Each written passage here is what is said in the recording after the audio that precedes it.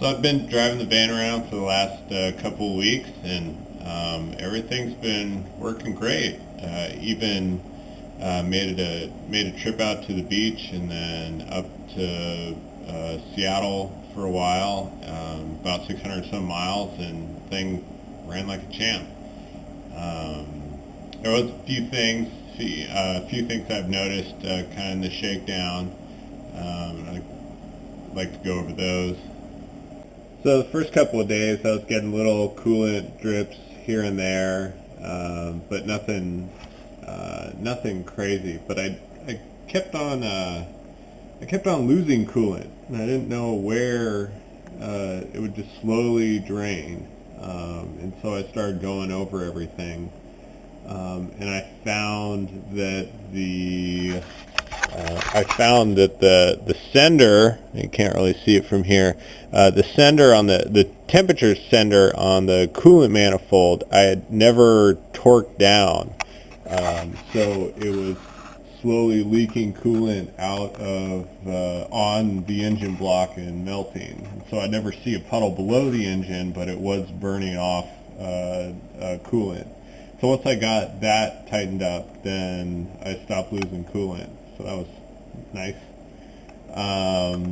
It took a little while to get the accelerator pedal working the way I kind of want it to.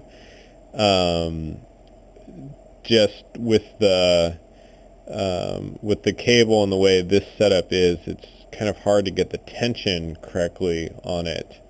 And then I still don't have a full, when I step on the gas all the way, my throttle position is about 50%, so I'm never getting wide open throttle, which is fine, but it's just still not right. And I've played around with changing out the springs on the pedal, and I finally kind of came up with this setup where I'm using the old throttle spring off my 1.9 to make sure that to pull the lever all the way back,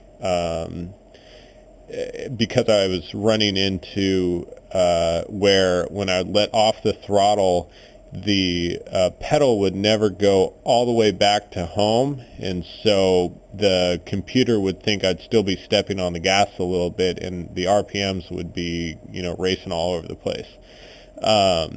And so with this spring, I'm ensuring that it's always pulling it back to the farthest position on the pedal, and that seems to work pretty well. It's still not great.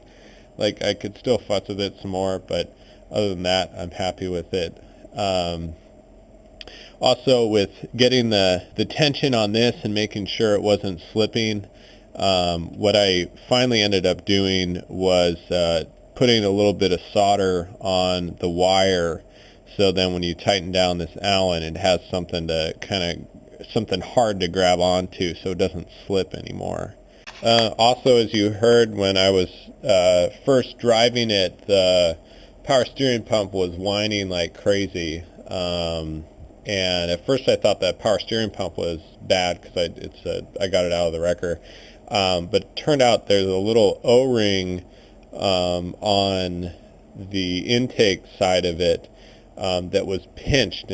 Whenever the engine would start revving, the pump would be sucking air into the fluid, and the pump would whine like crazy, and it would never purge the air out of the system, and it sounded awful. And then I took this thing apart, and I was able to find that O-ring that was pinched, and that cleared it up. It still whines a little bit, but I think part of that is because the power steering pump reservoir is at the same level, they're actually below the intake of the pump, and that I can live with. I made out of some brass pieces this 180, and that helps some, but it's still not perfect. In the video you saw me, I'd put a big bolt in this to close it off. That was a definite mistake, because this goes to the gas tank, and when I closed that off, the actual gas tank would create a lot of suction, and it would actually eventually, there'd be so much suction inside of the gas tank, there'd be so much suction in the gas tank that it would actually starve the engine and it wouldn't start. And so that took a little while to figure out. And finally I found it because I was working back here and I could hear like air hissing around there, and finally I pulled out the bolt, and the gas tank equalized, and I finally started to put together what was happening.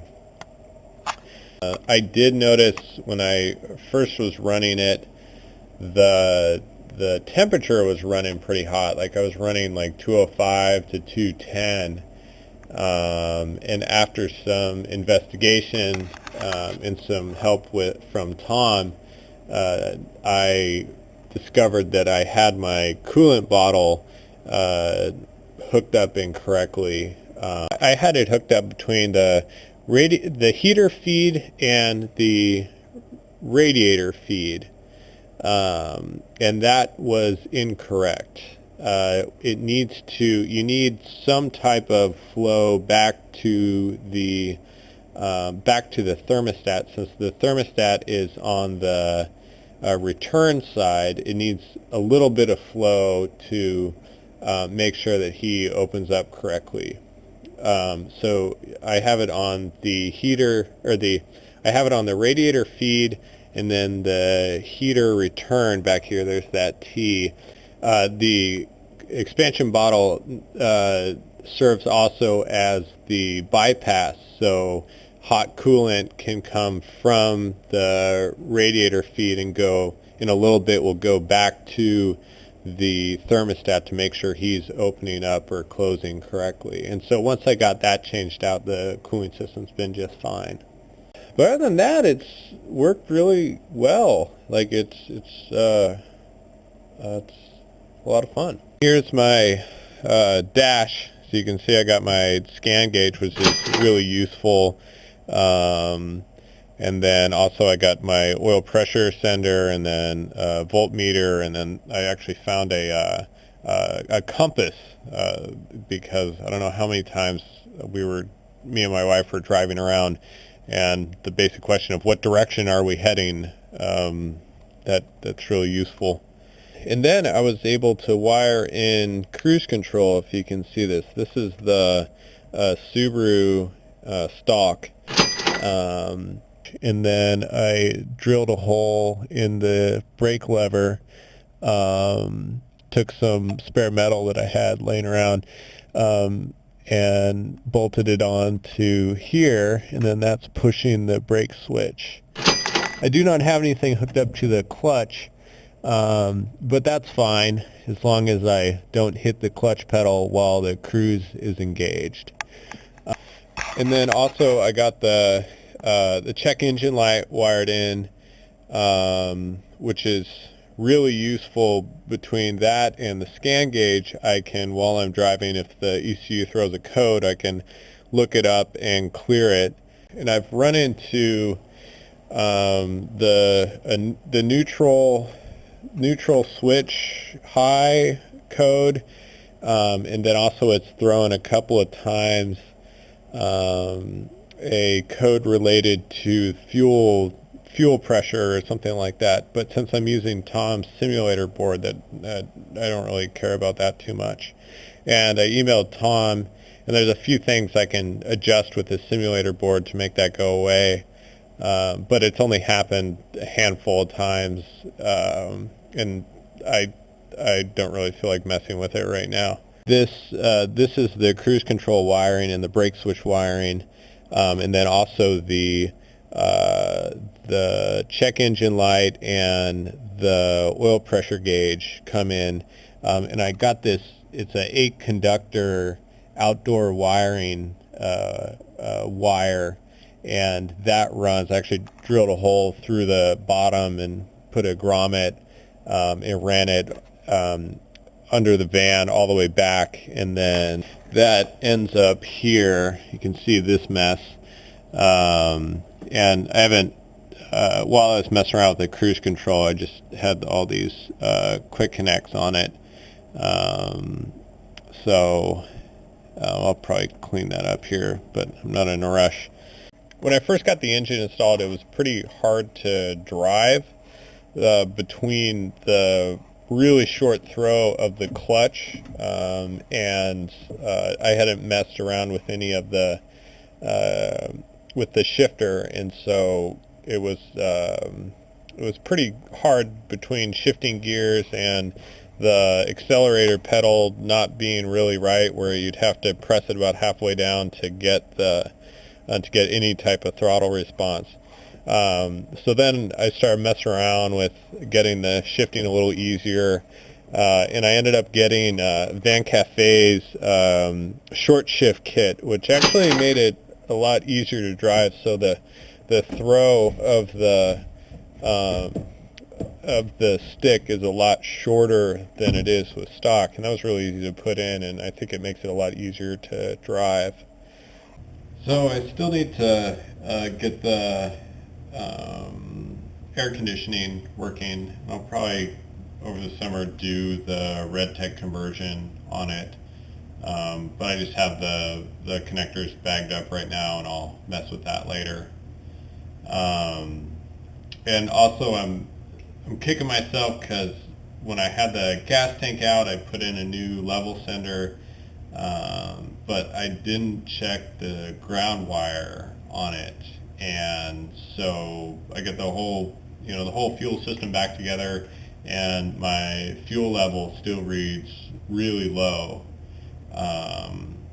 So I don't really want to drop the gas tank again just to change that, but I really wish I would have done that. But other than that, I was really happy with how the whole project turned out.